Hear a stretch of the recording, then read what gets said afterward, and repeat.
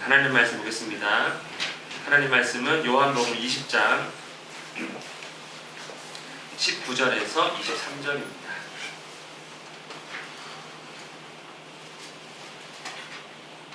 요한복음 20장 19절에서 23절 말씀입니다.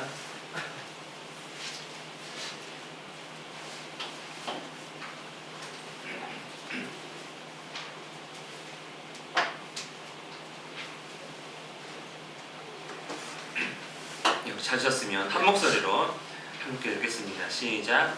이날 곧 안식 후 첫날 저녁 때에 제자들이 유대인들을 두려워하여 모인 곳에 문들을 닫았더니 예수께서 보사 가운데 서서 이르시되 너희에게 평강이 있을지어다.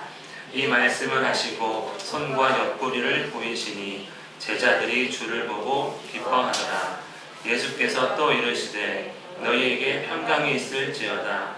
아버지께서 나를 보내신 것 같이 나도 너희를 보내노라. 이 말씀을 하시고 그들을 향하사 숨을 내쉬며 이르시되 성령을 받으라. 너희가 누구의 죄든지 사하면 사하여질 것이요 누구의 죄든지 그대로 두면 그대로 있으리라 하시니라. 아멘. 이런 부활을 믿으십니까? 부활에 대해서 말씀을 나누도록 하겠습니다. 부활은 무엇입니까? 죽었다가 다시 살아나는 일, 이걸 부활이라고 합니다. 근데 여기에 사실 조건이 하나 더 추가가 돼야 진짜 부활입니다. 어떤 조건입니까? 다시 죽지 않아야 돼요. 다시 죽으면은 부활 하나만 하잖아요. 다시 죽지 않아요. 죽었다가 살아나서 다시 죽지 않는 일, 이게 이제 부활입니다. 그래서 우리가 알고 있는 성경에 기록된 죽었다가 살아난 나사로, 야이로의 딸, 그리고 과부의 아들은 부활한 것입니까? 아닙니까? 이 사람들 다시 살았다가 죽었겠죠? 예, 못 만났습니다, 아직. 아마 이분들 살아있다면 예수님 믿는 거 쉬울 것 같아요. 왜냐면 그때부터 지금까지 안 죽고 계시면 만나면 되잖아요. 아, 사실이구나 해가지고, 예, 50살 되셔가지고 이렇게 있겠죠. 근데 이분들은 부활하지 않았습니다. 그렇기에 부활은 우리 인간의 생각으로는 절대로 있을 수 없는, 그리고 절대로 믿을 수 없는 그러한 일입니다. 예수님 부활하셨다 해도 사람들이 콧방귀 낍니다. 말도 안 되는 소리 하지 말라고. 우리도 그렇게 다 알고 있지 않습니까? 아멘 아멘 해도 부활 참 받아들이기 어려운 겁니다. 이건 내가 경험한 것도 아니고, 그렇죠? 그냥 정말 듣고 그것을 내가 진짜 인정하느냐 안 하느냐의 문제인데 어렵다는 것이죠. 그래서 참 믿기 어렵지만 사실 현실은 무엇입니까? 실제로 예수님은 부활하셨습니다. 아멘 시키지 않습니다. 이거 알아서 하실 문제입니다. 그리고 또 저는 이게 중요한 것 같아요. 설령 예수님이 부활했다 하더라도 진짜 그럼 나와랑 우리랑 무슨 상관이 있냐는 것이죠. 요즘 예수님 부활하니까 여러분 가정살이가 좀 나아지셨습니까? 살림살이에 보탬이 되십니까? 무슨 상관이냐는 거예요. 취업할 때 내가 예수 부활 믿습니다 쓰면 그게 뭐가 도움이 되는 거예요. 부활이 우리에게 주는 진짜 우리와 무슨 상관이 있냐는 것이죠. 예수님께서 부활하셨습니다. 심지어 제자들이 믿지 않았어요. 막달라 마리아가 부활을 경험하고 달려가서 제자들에게 알렸더니 뭐랍니까? 듣고도 믿지 않더라. 또 부활 그날 엠마오라는 곳으로 가는 2명의 제자, 예수님의 제자가 있었는데 예수님 만났습니다. 그들도 부활을 경험해서 다시 제자들에게 달려갔습니다. 그랬더니 역시 믿지 아니하니라. 제자들은요 예수님 부활 믿지 않았습니다. 3년 동안 예수님 따라다니면서 그 놀라운 기적도 보고 부활에 대한 이야기도 이미 들었음에도 불구하고 받아들이지 않았습니다. 그만큼 부활은 믿을 수 없는, 정말 그것이 존재한다고 받아들일 수 있느냐? 거의 불가능하다는 그런 일이 바로 부활입니다. 그리고 이제 현실적으로 부활 때문에 예수님 부활하셔가지고 제자들이 큰 곤란을 겪게 됩니다. 여자들이 갈 때, 무덤에서 막달라 마리아가 떠났습니다. 제자들을 향해서 갔습니다. 그때 무덤을 떠난 사람들이 또 있는데 경비병들이죠. 천사들이 바위를 옮기면서 일어난 큰 지진 때문에 몸이 굳었다가 이제 막 도망을 칩니다. 누구에게 갔습니까? 대제사장에게 가서 일어난 일을 말합니다. 그리고 예수의 시신도 사라졌습니다. 했더니 대제사장이 너희는 말하기를 그의 제자들이 밤에 와서 우리가 잘 때 그를 도둑질하여 갔다 하라. 이렇게 이제 소문내라고, 예수의 시신이 도둑 맞은 거라고 이렇게 소문내라 합니다. 여러분, 이 말을 뒤집으면 이제 무슨 일이 일어나는 겁니까? 수색이 일어나는 거죠. 예수 시신 훔쳐간 놈들 찾아내지 않겠느냐라고 하지 않겠습니까? 상식적으로 우리는 그런 생각 별로 안 해봤겠지만, 당연히 제가 대제사장이라 그러면 제자들 다 쑤시고 다녀봐, 그 시신 찾아내야 되잖아. 그 사람 부활한다 했다며 괜히 부활로 믿으면 안 되니까 찾아내야 된다고 아마 수색이 일어났을 것입니다. 그러니 제자들은 어떤 상황이겠습니까? 우리 19절 말씀, 우리 상반절만 읽겠습니다. 시작. 이날고 안식 후 첫날 저녁 때에 제자들이 유대인들을 두려워하여 모인 곳에 문을 닫았더니, 두려워할 수밖에 없는 것이죠. 예수님 시신도 사라진 것도 이상하고, 그것도 찜찜하고, 또 부활했단 말을 하루 종일 들었습니다. 새벽에 막달라 마리아, 또 정오쯤 되니까 이제 엠마오로 가던 두 제자가 찾아와가지고 또 만났다 했는데 말도 안 된다고 여겨지고, 심지어 이제 군인들이 자기들을 찾아낼까봐 두려운 나머지 꽁꽁 숨어 있는 것이지요. 예수님의 시신이 사라졌습니다. 그것도 믿지도 않아요. 부활했다고 들었지만. 그리고 3년 동안 의지했다. 예수님과 함께 있다면 그 누구도 두렵지 않았습니다. 왜? 아프면 고쳐주시고 귀신 쫓아내주시고 말씀만 하시면 사람들이 막 뒤로 막 자빠지니까 걱정 없이 다녔는데 예수님을 잃어버렸습니다. 그리고 예수님을 믿는 사람들에게 어떠한 결정을 내리겠다고 했습니까?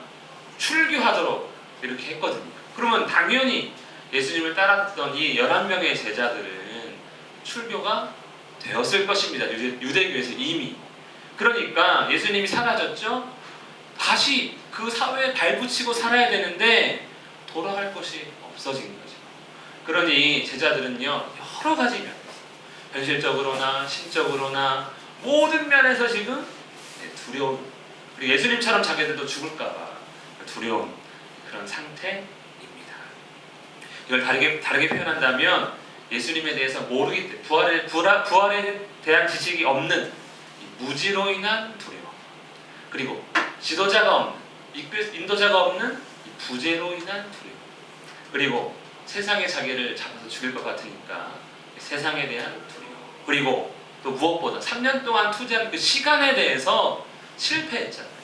그리고 이제 자기들은 실패자이니까 실패에 대한 두려움이 있지 않을까 한번 생각해 봤습니다. 이렇게 보니까 예수님의 부활, 이미 부활하셨는데도 불구하고 의미 없는 것 같습니다. 우리도 예수님 믿는다고 살아가지만 이런 두려움 갖고 있지 않습니까? 예수님을 안다고 아는 것 같지만 세상이 여전히 무서워.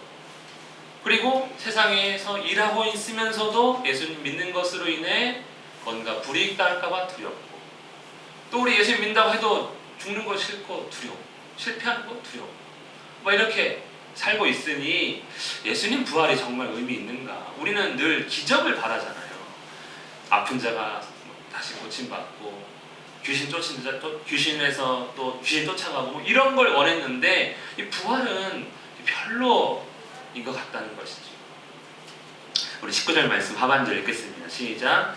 예수께서 오사 가운데 서서 이르시되 너희에게 평강이 있을지어다. 그런데 갑자기 문 닫고 있는데 예수님이 나타나셨어요. 예수님의 부활하신 모습은 정말 특이한 것 같아요. 막달라 마리아가 알아보지 못했습니다. 그리고 엠마오의 두 제자도 우리가 나누지 않았지만 알아보지 못했어요. 그리고 심지어 문 닫고 있는 이 상황에서, 문 열고 오신 건지 어떻게 오신 건지 기록되어 있지 않지만 흔히 문 닫힌 상태에서 정말 왔다면 그 부활의 육체는 이 물건을 이렇게 쓱 뚫고 들어갈 수 있는, 하여튼 좀 특이한 상태인 것 같아요. 이 부활체가. 그리고 예수님께서 오셨는데 제자들이 못 알아봤습니다. 알아보지 못했어요. 벽 뚫고 사람 나오면 당연히 못 알아봐야죠. 그렇죠. 얼마나 무섭겠습니까? 갑자기 무서워 떨고 있는데 벽 뚫고 한 사람 나타났으면 평강이고 뭐고 없죠. 무섭죠. 두렵죠. 예수님이 어쨌든 오셨습니다. 그리고 말씀하십니다. 평강이 있을지어다. 우리말로 바꾸면 뭘까요? 안녕? 안녕이죠. 안녕. 안녕이 평안 아닙니까? 안녕 했습니까? 제자들이 알아봤습니까? 못 알아봤어요. 못 알아봤어요. 그래서 예수께서 어떻게 하셨습니까? 자기 못 박힌 손과 창에 찔린 옆구리를 보여주십니다. 내가 죽었던 그야 라는 거죠. 못 알아본 거예요. 내가 죽었던 예수다. 너의 스승이다. 했더니 그제서야 제자들이 주님을 알아봤습니다. 그러자 예수님이 한 번 더 말씀하십니다. 우리 21절 읽겠습니다. 시작. 예수께서 또 이르시되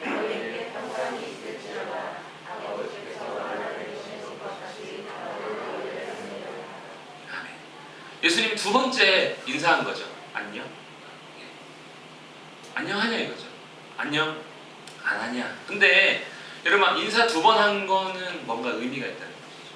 이 평강, 너희에게 평강이 있을지어다. 평강이 있을지어다. 이거 사실 의미가 있다는 거죠. 그러니까 못 알아들으니까 자기 자신을 알아보게 한 다음에 다시 한 번 더 너희에게 평강이 있을지어다.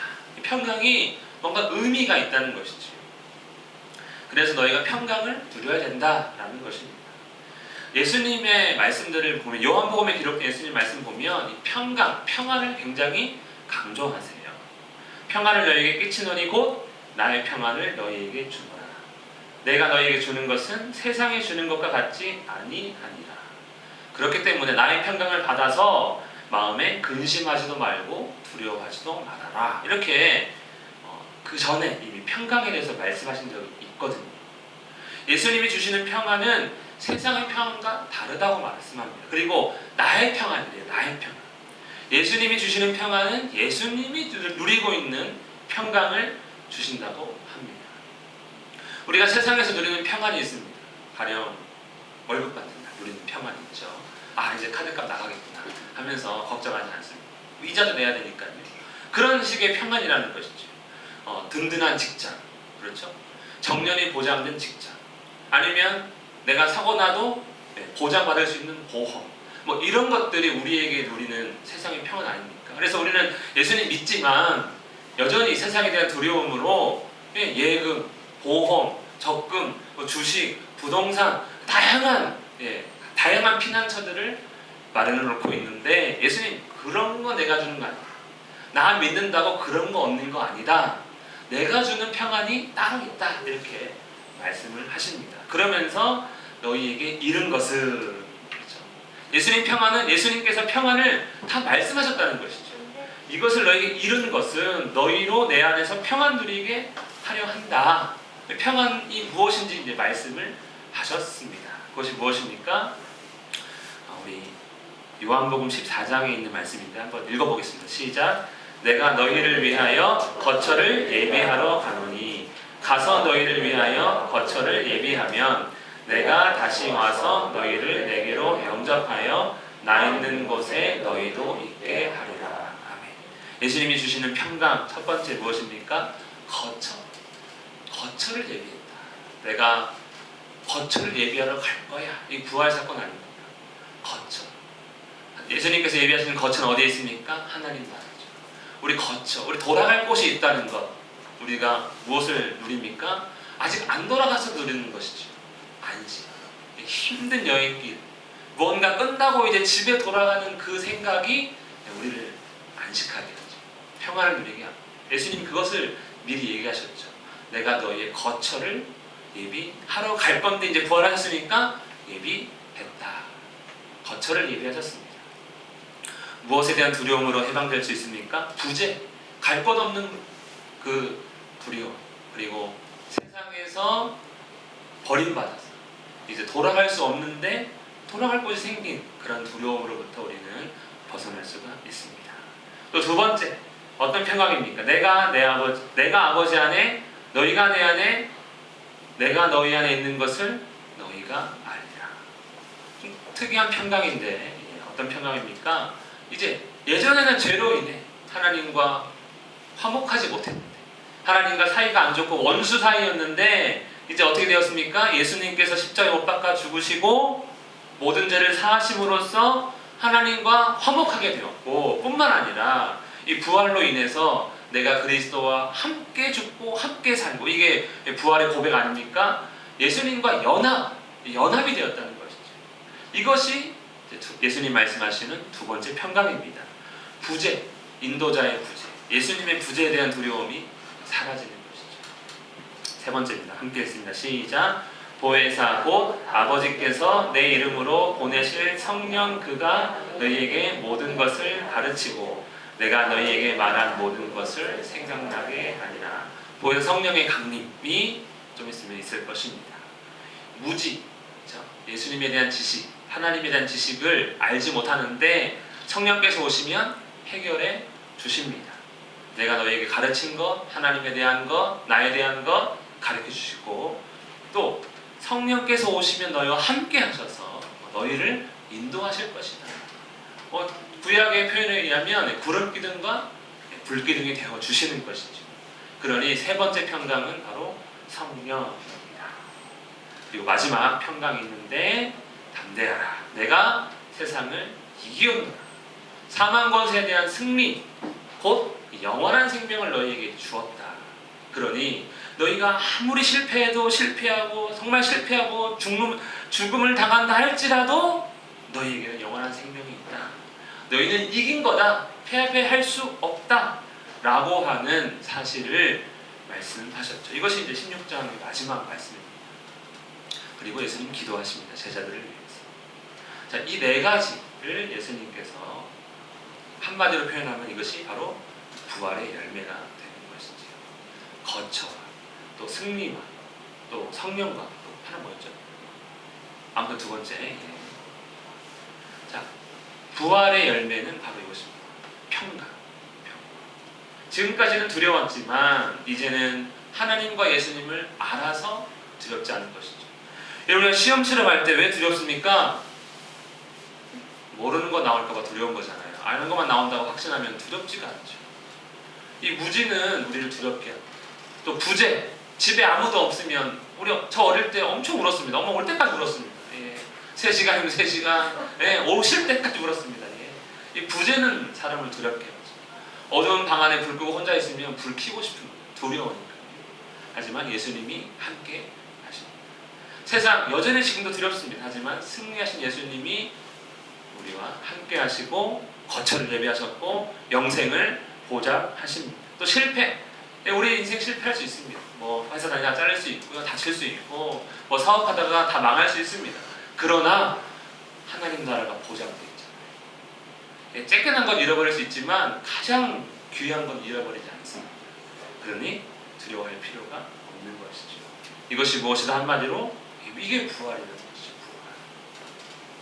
그래서 우리가 부활신앙 노래를 부르는 것입니다. 그래서 이 부활신앙을 너희가 이 부활을 너희가 아는 것, 이것이 바로 평안이다. 그래서 나도 이제 아버지께서 나를 보낸 것 같이 나도 너희를 보낸다. 이렇게 말씀을 하십니다. 자, 조건이 있습니다. 하나님께서 나를 보낸 것처럼 나도 너희를 보낼 거야 라고 하신 것이지요. 하나님이 왜 보내셨습니까? 목적은 영생입니다. 이제 너희가 가서 다른 사람들에게 영생을 얻도록 해야 된다. 이것이 이제 지난번에도 한번 나눴었는데 첫 번째고요. 방법은 뭐냐 그러면 권세를 주신다는 거죠. 권세.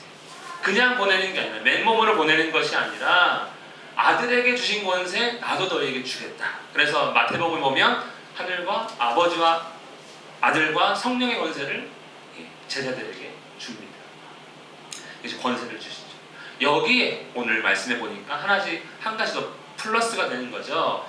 평강을 갖고 가라는 거예요. 불안함을 할 수 없습니다. 두려우면 못해요. 근데 평강, 뭐라고 부르는? 부활이라고 부르는 평강을 있어야 됩니다. 귀신 쫓아내는 능력이 중요한 것이 아니라, 질병을 고친 아픈 자를 고쳐주는 능력이 중요한 것이 아니라 너의 마음 가운데 내가 주는 평강을 가지고 가야 된다. 이것이 부활입니다. 부활. 우리가 부활이라고 썼지만 그 안에는 하늘에 대한 지식, 주님과 함께하고 있다는 사실, 그리고 죄에 대한 승리에 대한 확신까지 다 들어가 있는 것, 이것이 부활이고, 부활이 있는지 없는지 어떻게 합니까? 우리 안에 평강이 있는가 없는가 이렇게 알 수 있는 것이죠. 당연히 그런 일 세상에 줄 수 없습니다.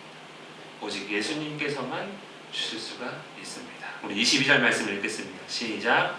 이 말씀을 하시고 그를 하여서 성령 받으셨습니까? 이 질문이 제일 어려운 질문 같아요. 신앙생활하면서 저도 이렇게 청중이 되어서 앞에 앉아있으면 목사님 설교할 때 성령 받았습니까? 그러면 아멘 하지 않고 가만히 있습니다. 이게 받은 것 같기도 하고 안 받은 것 같기도 하고 예전엔 늘 그랬던 것 같아요. 지금도 이게 확신 있게 말씀 못 드릴 것 같아요. 어쨌든 중요한 건 예수님께서 성령을 받으라 그러셨습니다. 중요하죠. 왜냐하면 아까 우리 평강의 조건 중에 뭐가 들어가니까요. 성령이 있어야 되거든요. 그래야 평강이 깨지진 않기 때문에 이 성령을 받으라. 이 받고 가야 된다는 것이죠. 사도행전에 보면은 성령이 너에게 임할 때까지 기다려야 된다. 그리고 그거 받으면 이제 증인의 삶을 살아야 된다 하니 이 성령 받아야 됩니다. 우리는 다 받아야 됩니다. 약속하신 보혜사입니다. 자, 그러면 저는 이제 이렇게 말씀드리고 싶어요. 우리가 성령 받았는가를 어떻게 알 수 있는가? 여러분, 우리가 성령 받았는지 안 받았는지 뭐 알고 해야 되잖아요. 모르면 안 되잖아요. 일단 마음에 평강이 있는가? 얘가 좀 왔다 갔다 해요, 이게. 왜냐면 돈 없으면 불안하고 뭐 사람 만나도 불안하고 뭐 하면 불안한 게 많으니까. 근데 저는 이게 제일 확실한 것 같아요. 방언, 예언 이런 은사도 물론 하나의 증거가 될 수 있겠지만 성령이 어떤 분입니까? 예수님을 알게 하시는 분이시죠. 성령이 오면 그가 나를 알게 할 거다. 가르칠 거다. 이렇게 예수님이 말씀하신 분이 성령이거든요. 그래서 중요한 건 성령을 받은 중요한 증거. 나는 예수님을 알아가고 있는가. 그렇죠? 내가 가령 우리 박경수 사님이 김용수 집사님을 알아가는 것처럼 결혼 전에 이랬는데 결혼 이렇게 됐는데 뭐 이런 거 있잖아요. 우리 다 그렇게 살고 있지 않습니까? 저도 우리 집사람한테 보고 있으려나? 결혼 전에 이랬는데 결혼하니까 이게 다르네. 이렇게 뭐 실망도 하고 기대도 하고 이런 거 있잖아요. 이렇게 알아가는 거잖아요. 그것이 부부의 연합이라고 우리가 표현할 수 있는데 주님이 나와 연합되었다면 알아가겠죠. 성령이 내 안에 오시면 주님을 알아가는 것입니다. 성령을 받았는가? 다른 말로 예수님을 알아가고 있는가? 우리는 예수님을 알아가고 있습니까? 예수님을 알아가기를 축복합니다. 이것이 성령 받은 거예요. 다른 증거도 있겠지만 이것이 가장 확실한 증거입니다. 성령 받지 못한 분들은요 30년을 교회 다녀도 예수님 잘 모르세요. 죽을 때까지 태어나 죽을 때까지 교회 다녀도 예수님 모르시는 분은 죄송하지만 그 분은 성령 못 받았겠죠. 왜? 그분은 예수님을 알게 하는 영이기 때문에 그렇습니다. 방언을 해도 그것은 방언이 아닐 수도 있는 것이죠. 예수님께서 성령을 받으라 했는데 이 말씀을 하실 때의 모습이 특이해요. 어떻게 말씀하셨습니까? 숨을 내쉬면서 말씀하셨대요. 힘드셨나봐요. 벽 뚫고 오신다고. 그렇죠? 네, 그건 아닙니다. 그건 아니겠죠. 의미가 있는 것이죠. 어떤 의미입니까? 우리가 지난주에 예수님의 부활 사건이 그룹 사이에 좌정하신 하나님이라고 우리가 마지막 결론 내렸는데 이것은 바로 또 창조의 모습이라는 것이죠. 태초에 말씀이 계신데 그 말씀으로 창조하셨다 하셨는데 그 창조의 모습을 잠깐 볼 수 있는 그러한 모습입니다. 여호와 하나님이 땅의 흙으로 사람을 지으시고 생기를 코에 불어넣으신 것이죠. 그랬더니 사람이 창조되었습니다. 예수님께서 우리에게 성령을 받으라 하신 것은 무엇입니까? 너희는 이제 새로운 피조물이다. 성령을 받은 자가 새로운 피조물입니다. 믿으십니까? 우리 모두 새로운 피조물이길 축복합니다. 그렇게 돼야 되는 것이죠. 그것이 참 평강을 누리는 그리스도인의 모습입니다. 우리 마지막 23절입니다. 시작. 너희가 누구의 죄든지 사하면 사해질 것이요 누구의 죄든지 그대로 두면 그대로 있으리라 하시니라. 아멘. 자, 이 성령을 받는 것이 어떤 의미인가? 아까 권세를 잠깐 얘기했었는데 바로 죄사함의 권세입니다. 여러분 우리나라에서 가장 권세가 큰 사람이 누구입니까? 다른 나라도 마찬가지지만 대통령입니다. 대통령의 권세 중에 뭐가 하나 있습니까? 사면권이 있죠.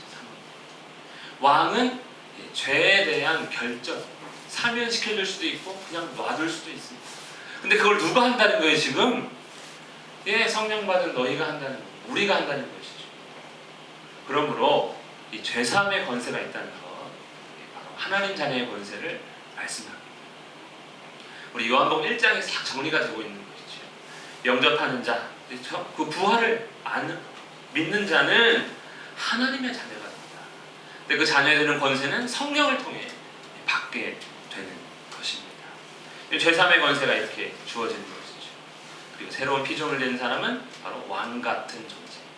왕으로서 할 수 있는 일, 이 죄사함이거든요. 그러므로 예수님께서 지금 제자들에게 평강했을지어다.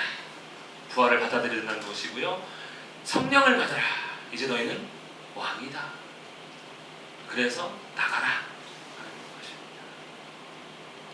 부활, 죽었다가 다시 살아나서 다시는 죽지 않는 일입니다. 믿으십니까? 예, 이걸 갖고 평생 씨름하셔도 저는 손해보지 않는 장사라고 생각합니다. 평생.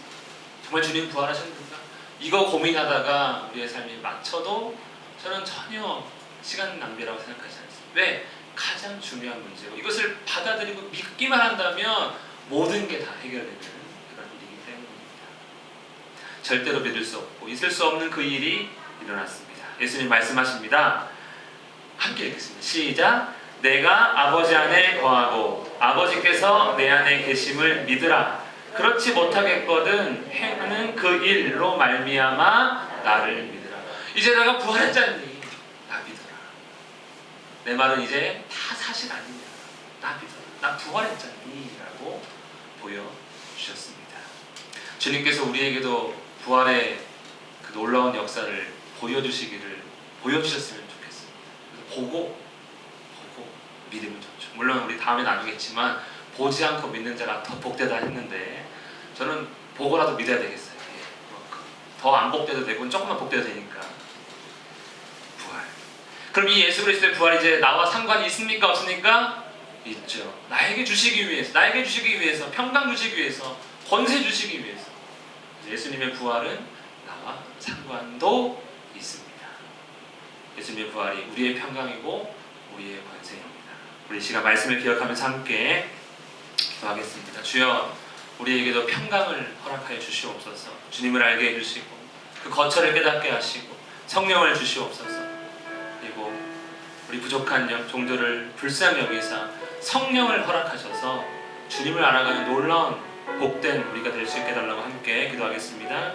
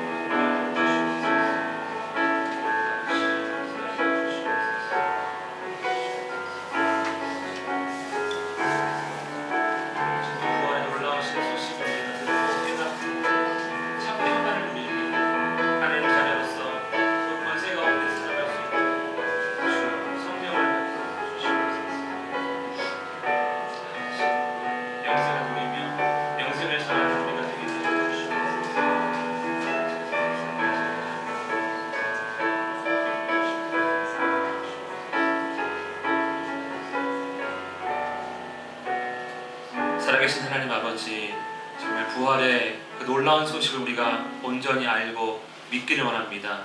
도와주시옵소서. 주님으로 인하여 참된 평강 누리기 원합니다.